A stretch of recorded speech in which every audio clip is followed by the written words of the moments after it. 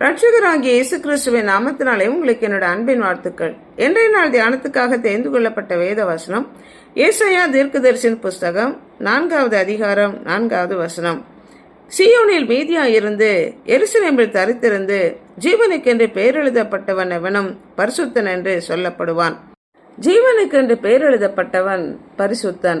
இருக்கிறவன் எவனும் தோன்றும் முன்னமே பெயரிடப்பட்டிருக்கிறான் என்ற வசனத்தில் சொல்லப்பட்டபடி இந்த உலகத்திலே பிறக்கும் எல்லா ஜனங்களை குறித்தும் தேவனாகிய கர்த்தர் புத்தகத்திலே எழுதி வைத்திருக்கிறார்.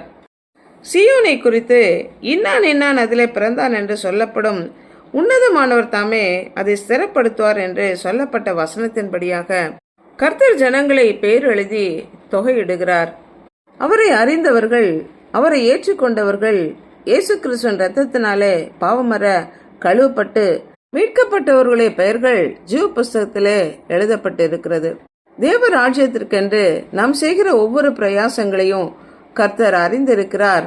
அவைகள் அத்தனையும் புஸ்தகத்திலே எழுதி வைத்து அதற்கேற்ற பலனை கொடுக்க கர்த்தர் காத்திருக்கிறார். எகிப்து தேசத்திலிருந்து புறப்பட்ட ஜனங்கள் தேவனுடைய வார்த்தையை கேளாதபடி முரட்டாட்டம் பண்ணின போது, அவர்களை அழிக்கப் போவதாக தேவன் சொன்னபோது, அவர்களுடைய பாவங்களை மன்னிக்கும்படி மோசே அவர்களுக்காக திறப்பிலேன் என்று ஜெபித்தான். ஜனங்களுடைய பாவங்களை மன்னித்தரலும், இல்லையேல் ஜீவ புஸ்தகத்திலிருந்து என்னுடைய பெயரை கிறுக்கி போடும் என்று மோசே சொன்னபோது, எந்த மனிதன் எனக்கு விரோதமாக பாவம் செய்தானோ அவனுடைய பெயரை ஜீவ புஸ்தகத்திலிருந்து கிறுக்கி போடுவேன் என்று கர்த்தர் சொன்னார். இந்த உலகத்தின் போராட்டங்களுக்கு எதிர்த்து நின்று தங்களுடைய விசுவாசத்தை காத்துக்கொண்டு ஜெயம் பெற்றவர்களுடைய பெயர்கள் கிறுக்கி போடப்படாதபடி பிதாவாகிய தேவனுக்கு முன்பாகவும் தூதர்களுக்கு முன்பாகவும் அவர்களுடைய நாமத்தை அறிக்கையிடுவேன் என்று ஆண்டவராகிய இயேசு கிறிஸ்து சொன்னார். ஜீவ புஸ்தகத்தில் பெயர் எழுதப்பட்டவர்கள் மாத்திரமே பரலோக ராஜ்யத்திலையும் புதிய எருசலேமுக்குள்ளும் நுழைய முடியும். ஜீவ புஸ்தகத்தில் பெயர் எழுதப்படாதவர்கள் அக்கினி கடலிலே தள்ளப்படுவார்கள் என்று வெளிப்படுத்தல வாசிக்கிறோம். நமக்காக சிந்தப்பட்ட ஆண்டவராகிய இயேசு கிறிஸ்துவின் ரத்தம் சகல பாவங்களையும் நீக்கி நம்மை சுத்திகரிக்கும்.